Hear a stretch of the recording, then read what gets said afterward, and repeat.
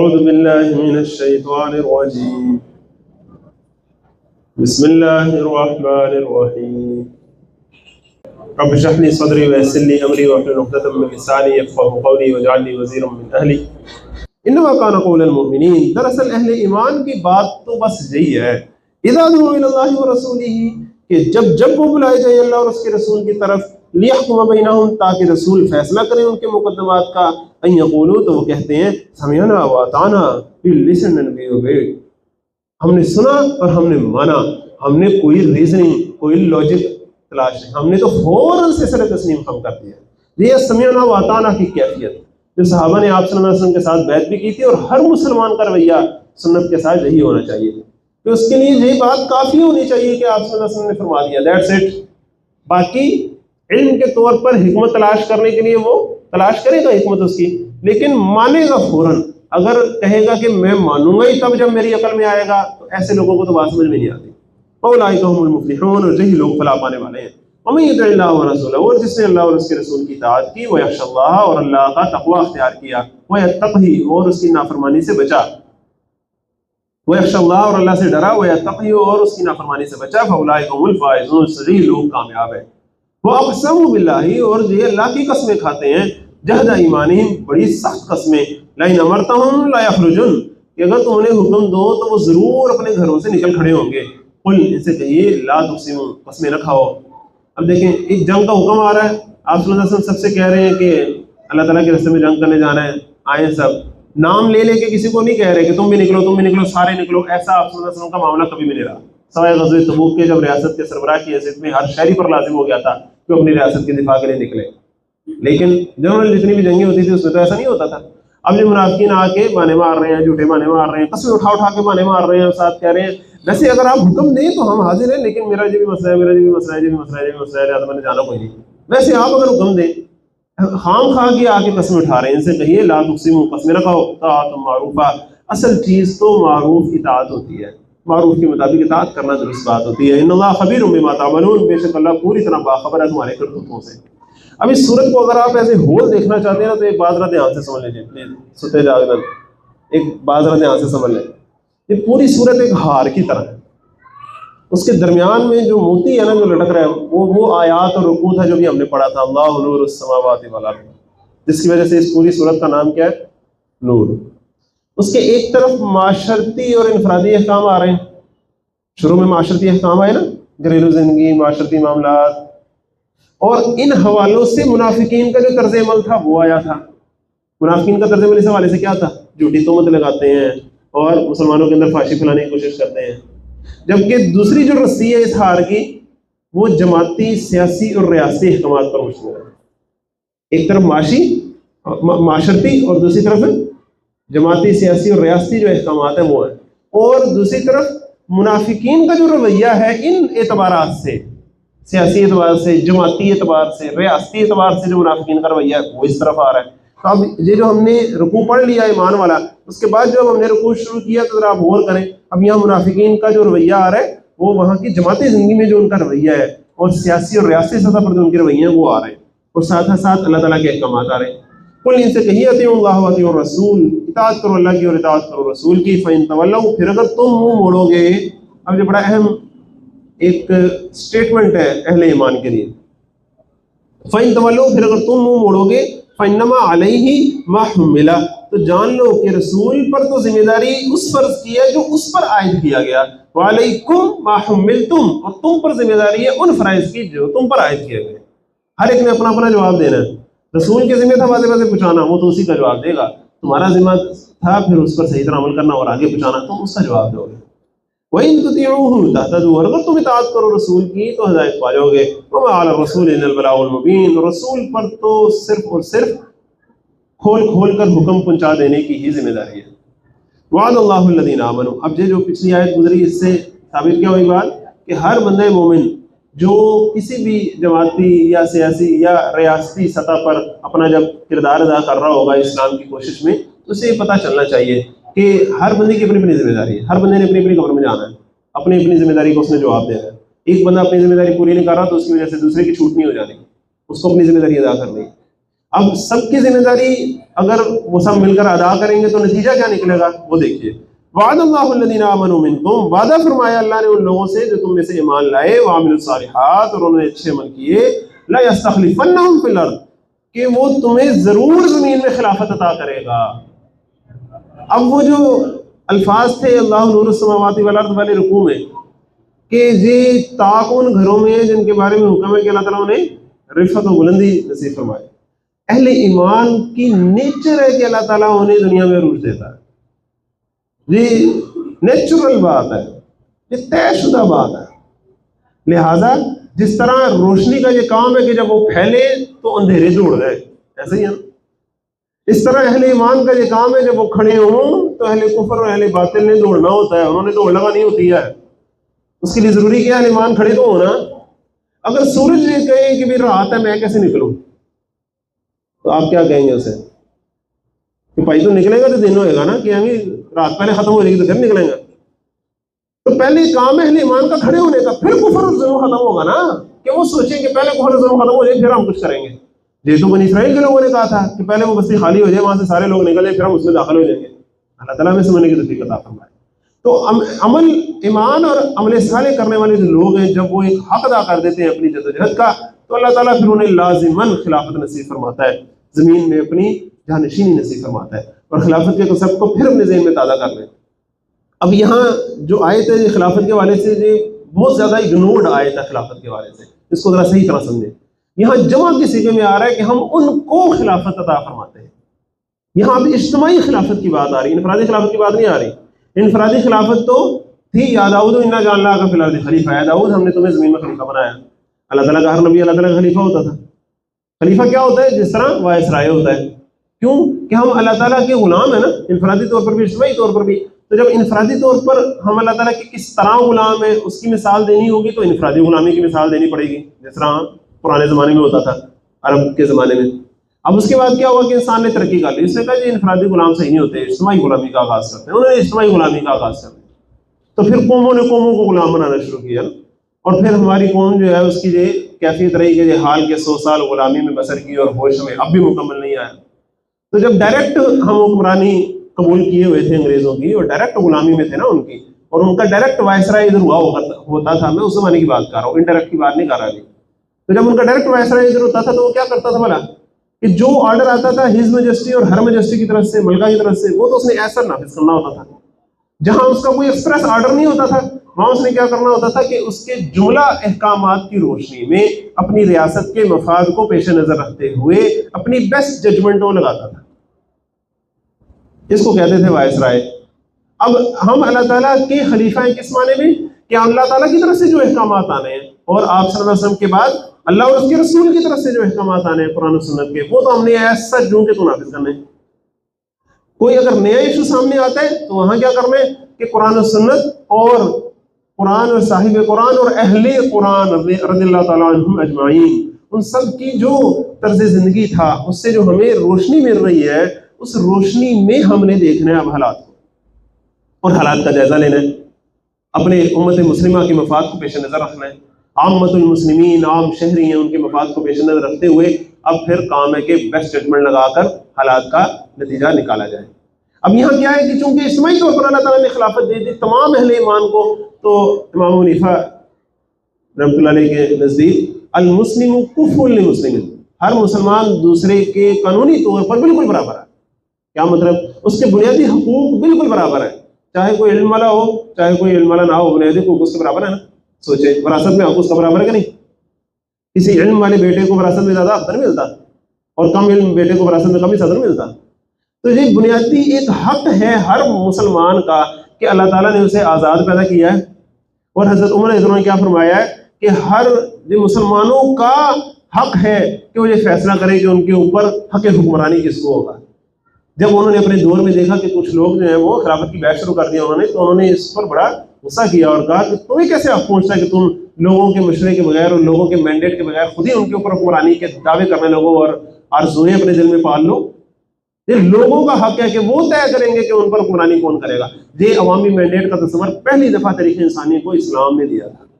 افسوس کہ آج اہل اسلام ہی سے سب سے زیادہ تہی دست ہے، سب سے زیادہ غافل ہے اور سب سے زیادہ محروم ہے، اور وہ جو اسلام والے نہیں ہیں انہوں نے رسولوں کو اپنایا اور آج دنیا میں ترقی کی ہے۔ مسلم آئی ہوا کافر تو ملے حور و قصور، ایک بہت ہی خوبصورت مصرع ہے جواب شکوہ کا۔ شکوہ میں جب شکوہ کیا نا اقبال نے کہ بھئی ان کو حور و قصور مل رہی ہیں، ہم سے فقط وعدہ حور، تو جواب شکوہ میں بات کہی گئی مسلم آئی ہوا کافر، کیا مطلب؟ مسلمان کے آئین پر عمل کیا کافر نے، مسلمان کے طریقے کے مطابق زندگی گزارنا شروع کر دی کافر نے، عدل و انصاف کے مطابق، شفافیت کے مطابق، احترام کے مطابق جب اس نے زندگی گزاری تو ملے حور و قصور، ایویں نہیں ہم نے انہیں دیا۔ اللہ تعالیٰ ہمیں سمجھنے کی توفیق عطا فرمائے۔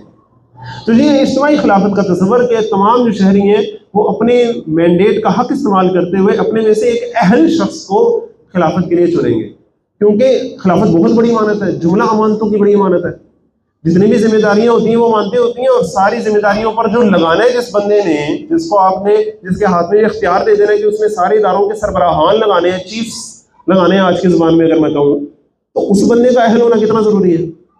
تو لہٰذا قرآن نے جو اصول دیا ہے کہ اہل بندے کے ہاتھ اس کی امانت اس کے سپرد کرو، نہ اہل کے اگر ہاتھ سپرد کرے گا کوئی صرف اپنے ذاتی مفادات کے تحت، آج کی زبان میں اگر کہیں صرف بریانی کی ایک پلیٹ کے تحت اپنی گلی پکی کرا لی، ساڑے بچے نے فلاں جگہ لوا دیتا، میں کوئی غلط کام کروں گا تو مجھے چھڑا دے گا، ان باتوں پر اگر اس نے کسی کو سپرد کر دی امانت، ایسی قوم کا پھر بنتا ہے کہ اس کے ساتھ وہی ہو جو ہمارے ساتھ ہو رہا ہے۔ اللہ تعالیٰ ہمیں سمجھنے کی توفیق عطا فرمائے، اللہ تعالیٰ ہمیں اس بات کو سمجھنے کی توفیق عطا فرمائے۔ تو جب وہ اہل کے سپرد کریں گے پھر وہ ہو جائے گا خلیفہ اللہ تعالیٰ کا بھی اور تمام مسلمانوں کا بھی۔ خلیفۃ المسلمین کہا جاتا تھا اسے، ذرا اندازہ کریں آپ، خلیفۃ المسلمین کس معنی میں کہا جاتا تھا؟ کہ وہ مسلمانوں کا نائب ہے۔ ایک لحاظ سے اللہ تعالیٰ کا بھی نائب ہے کہ اللہ تعالیٰ کے احکامات نافذ کر رہا ہے، دوسری طرف مسلمانوں کا نائب ہے کہ مسلمانوں کے مفاد کو وہ عزیز رکھ رہا ہے، دونوں چیزوں کو اس نے لے کے چلنا ہے۔ یہ ہوتی ہے خلافت، اللہ تعالیٰ ہمیں یہ نصیب فرمائے۔ وَلَيَسْتَخْلِفَنَّهُمْ فِي الْأَرْضِ، لیکن اس کی بھی شرط کیا ہے؟ ایمان اور عمل صالح۔ اور عمل صالح کا وہ مختصر کنسپٹ نہیں کہ ہم 5 نمازیں پڑھ لیں گے، 30 روزے رکھ لیں گے، ایک حج کر لیں گے اور زکوٰۃ دیں گے تو شاید عمل صالح کا تقاضا پورا ہو گیا، نہیں، جملہ زندگی میں پورے احکامات کے مطابق چلنا۔ اور اس میں ایک اہم معاملہ کیا ہے؟ انصر اخاک ظالما او مظلوما، اپنے بھائی کی مدد کرو خواہ وہ ظالم ہو خواہ مظلوم ہو۔ صحابہ نے پوچھا یا رسول اللہ مظلوم بھائی کی تو مدد سمجھ میں آتی، ظالم بھائی کی مدد کیسے کرنی؟ آپ نے فرمایا ظالم بھائی کی مدد یہ ہے کہ اس کا ہاتھ سے روک دو، یہ اس کی مدد ہے۔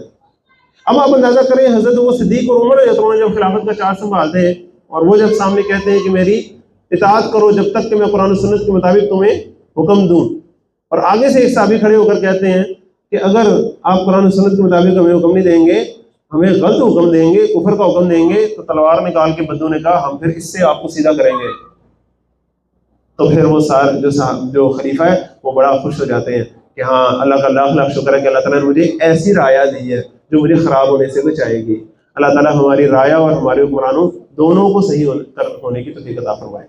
اور آج کے دور میں تو ضرورت نہیں ہے کہ تلوار نکال کے لڑا جائے، آج تو عوامی حقوق کا ایک تصور آ گیا، پرامن طریقے سے، منظم طریقے سے عوام کا یہ حق ہے کہ وہ اپنے حقوق کے لیے کوشش کر سکے، لیکن اگر حقوق کا شعور ہی نہ رہے تو پھر کیا رہے؟ اللہ تعالیٰ ہمیں سمجھنے کی توفیق عطا فرمائے۔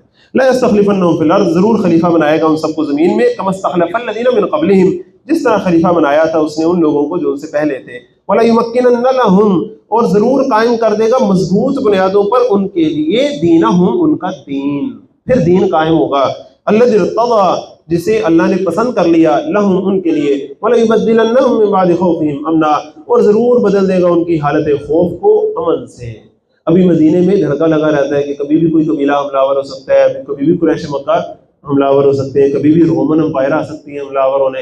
ایک زمانہ آئے گا کہ صنعا سے حضرموت تک ایک مسافر جائے گا، سوار جائے گا، اسے کسی کا خوف نہیں ہوگا، ایسا امن ہوگا۔ اسی طرح آج ہمیں جو خوف لاحق ہے، یہ نہ کر دے، وہ نہ کر دے، پتہ نہیں کوئی کچھ کر دے گا، اس سے بخیر نہ ہو جائے ہماری سلطنت کے، ہمارے اس ملک کے، عزیز وطن کے۔ اللہ تعالیٰ ہمیں امن سے نوازے گا اگر ہم صحیح بندے کے پتر بنیں گے۔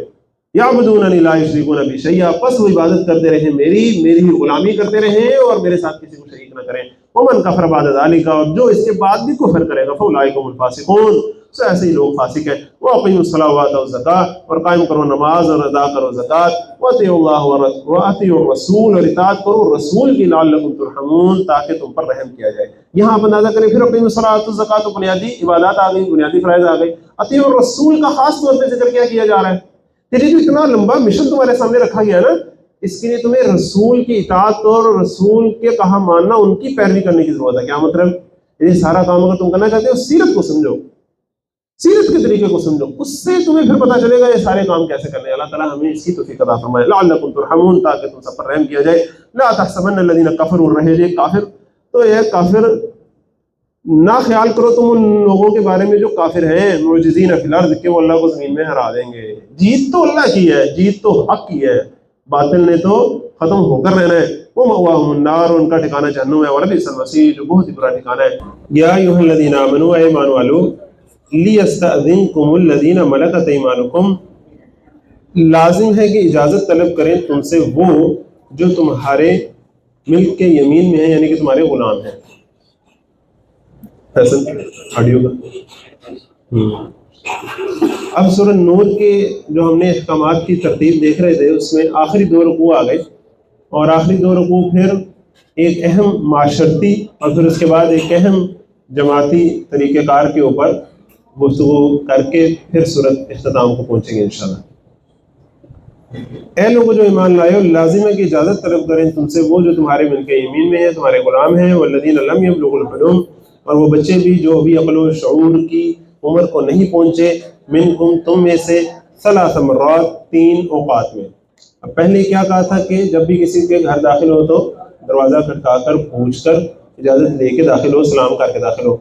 उससे एक्सेप्शन कुछ लोगों को थी, अब वो एक्सेप्शन की भी एक्सेप्शन निकाली जा रही है कि तुम्हारे जो गुलाम हैं जो आते जाते हैं घरों में, या जो बच्चे हैं जो आते जाते हैं, उनको भी 3 औक़ात में चाहिए कि इजाज़त लेकर आएँ। ये अहम चीज़ है, इसको नोट करें। ये आज से आप और मैं इस कुरान मजीद के इस हुक्म पर अमल कर सकते हैं और अपने घरों में बरकत इसकी देख सकते हैं आज से इंशाअल्लाह। मिन क़ब्ल सलातिल फ़ज्र, नमाज फजर से पहले, वहीना तदऊन सियाबकुम मिन अज़्ज़हीरती, और जब तुम दोपहर के वक्त अपने कपड़े हल्के कर लेते हो, व मिन बाद सलातिल इशा, और नमाज इशा के बाद। क्या मतलब? सोने के जो औक़ात हैं रात के भी और दोपहर के कलूले के, उस वक्त जो तुम्हारा प्राइवेट टाइम है, प्राइवेसी का टाइम है, उस टाइम बच्चे भी आएंगे तो इजाज़त तलब करके आएंगे, वैसे नहीं आएंगे। और घरों में अगर आप ये असूल बना दें कि कोई भी बच्चा जो है वो जब आपका जो पर्सनल रूम है, वालिदैन का भी, चाहे चाचा चाची का, चाहे भाई भाभी का, जो भी है, तो उनको पता हो कि हमने ये एटिकेट्स है, हमारे घर का जो रूल है, तो इससे बहुत सी बरकतें आप देखेंगे। और आजकल आपको पता है कि हमारा माशरा बिलखसूस लाहौर का जो बड़ा जो एरिया है, शुमाली लाहौर, इसमें आपको पता है कि हम एक ही घर में कमांड फैमिली सिस्टम हमारे आमतौर पर चलते हैं, तो वहाँ ये पर्दे के अहकामात वगैरह सब कुछ इस हवाले से दो तरफा इंतहा पसंदी पाई जाती है। एक इंतहा पसंदी ये होती है कि इंसान जो है वो सोचता है कि यार इतना सख्त पर्दा तो हम कर ही नहीं सकते, तो लिहाजा फिर खुला ही छोड़ दो। सोचो कि यार अहकामात तो अच्छे हैं लेकिन हमारे लिए काबिल अमल इस वक्त नहीं है। वो मैंने शुरू में बात कही था, ये भी एक तबका है बकायदा, तो हम उस तबके में शामिल हो जाते हैं कि पर्दे के अहकामात तो बड़े अच्छे हैं लेकिन यार क्या करें, हमने तो इकट्ठा रहना है, अब क्या करें, सारा ऐसे ही चलता है। अल्लाह ताला हमें इससे बचाए। दूसरी तरफ क्या होता है कि हम जीना ही मुश्किल कर दें, तो उसके अंदर एक इत्तेदाल की कैफियत पैदा करना बड़ा ज़रूरी है। उसका बुनियादी सा असूल क्या है जो इस सूरत में आ रहा है ना, सूरह नूर, उसके लिए बड़ी बेहतरीन है। इसीलिए अपनी ख़वातीन को सूरह नूर पढ़ाओ। ये जो एक हुक्म है और हदायत है, इस पर हमें अमल करना चाहिए। कि देखिए, एक तो है कि आपके कमरे, पर्सनल कमरे की प्राइवेसी, वो आपके किस्म का घर है, वो उसकी जो प्राइवेसी है वो मेंटेन रहनी चाहिए, ताकि कमरे के अंदर फीमेल भी आज़ाद है कि वो इजी होकर चल फिर ले, अपने काम काज, अपने मामला करे। हाँ, अगर उस कमरे से उसने बाहर आना है तो फिर उसका एक पूरा मुनासिब तरीका होना चाहिए, एक अच्छा सा बड़ा सा स्कॉफ होना चाहिए जिसको वो ले, अच्छा सा एक अपने आप को कवर अप करके फिर बाहर आए, ताकि एक डिसेंट एटीट्यूड के साथ वो बाकी सबके साथ रह सके। और उसमें फिर मामला क्या होने चाहिए कि नज़र की हिफाजत होनी चाहिए, बहुत ज़्यादा फ्रैंकनेस और खामखा की हिच और इस तरह के जो मामला आता है, मिक्स गैदरिंग, इससे अवॉइड करना चाहिए। अकेले में दो गैर महरम जो है वो जमा ना हो। इन चीज़ों का एहतियात अगर की जाए तो अल्लाह ताला बरकत डालता है। सलासु औरातिन लकुम, ये 3 औकात हैं तुम्हारी प्राइवेसी के। लैसा अलैकुम वला अलैहिम जुनाहुन बादहुन, ना तुम पर ना उन पर कोई गुनाह है इन औकात के अलावा। तवाफून अलैकुम बादुकुम अला बाद, आते जाते रहते तुम एक दूसरे के पास। कज़ालिका युबय्यिनुल्लाहु लकुमुल आयात, इसी तरह खोल खोल कर बयान करता है अल्लाह तुम्हारे लिए अपने अहकामात। वल्लाहु अलीमुन हकीम, और अल्लाह अलीम है, हकीम है। वइज़ा बलगल अत्फ़ालु मिनकुमुल हुलूम, और जब पहुंच जाए तुम्हारे बच्चे सन्ने रुश्द को, बड़े हो जाएं, फलयस्तअज़िनु, तो लाजिम है कि वो भी इजाज़त तलब करें।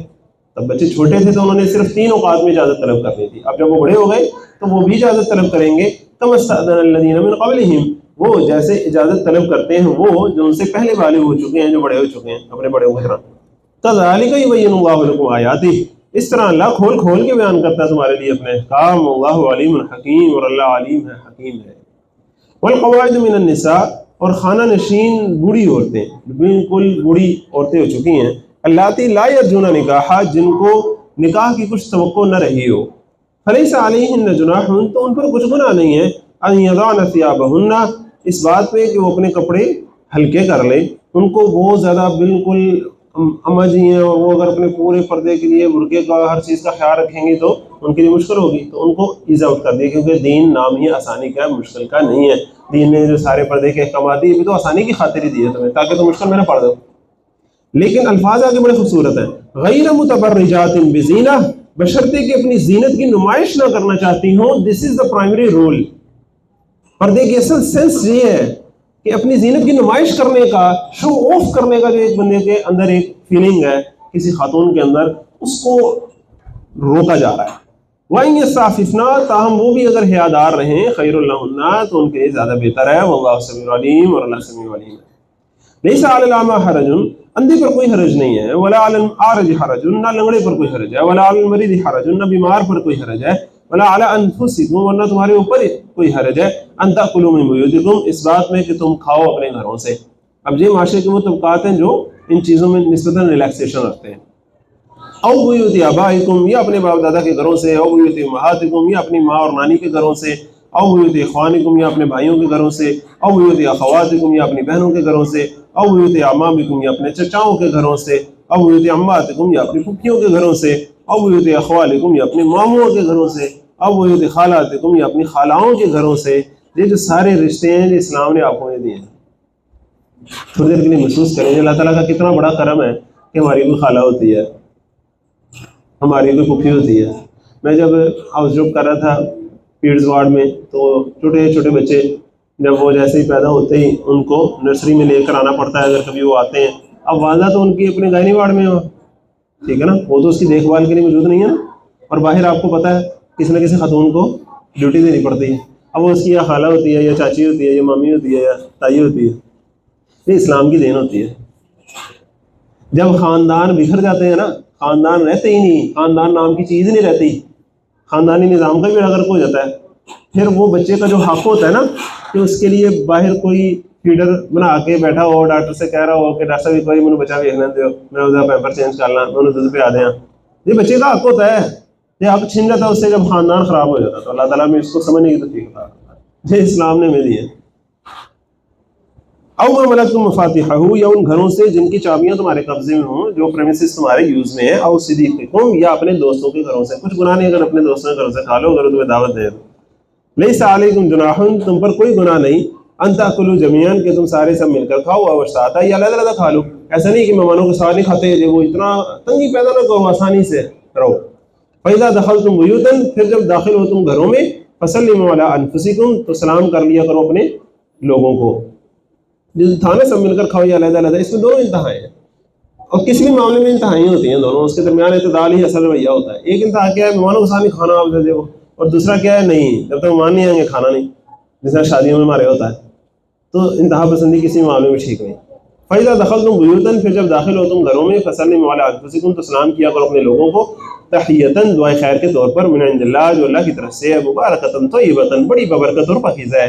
जब घर आओ तो अस्सलाम वालेकुम क्या कराओ, तो तुम ये शो कर रहे हो कि तुम घर वालों के साथ जो इंटरेक्शन है तुम्हारी, उसका आगाज़ तुम जिंदे रहो से कर रहे हो, वो तुम्हें वालेकुम अस्सलाम से कर रहे हैं, तो अब बातें आगे अच्छी होंगी ना। कैसा खूबसूरत एक दीन का ये तर्ज है। कज़ालिका युबय्यिनुल्लाहु लकुमुल आयात, इसी तरह खोल खोल कर बयान करता है अल्लाह तुम्हारे लिए अपने अहकाम, लअल्लकुम ताक़िलून, ताकि तुम समझ बूझ से काम लो।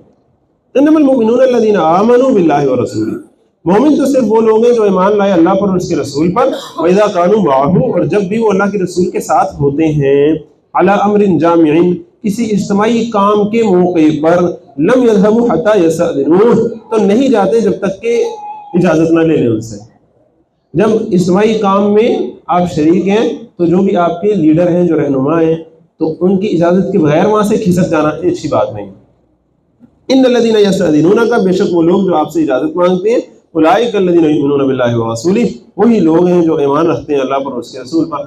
अब देखें आयत, उन आयात जो सूरह तौबा की आयात हैं उनसे बिल्कुल कन्वर्स है। वहाँ क्या था, जो आपसे इजाज़त मांगते हैं वो कोई नहीं ईमान रखते, ईमान वो रखते हैं जो इजाज़त नहीं मांगते। यहाँ क्या है, जो इजाज़त नहीं मांगते वो ईमान नहीं रखते, जो इजाज़त मांगते हैं वो ईमान रखते हैं। ये आम सूरत हाल की बात हो रही है, जब आप इजाज़त लेके चले जाते हैं।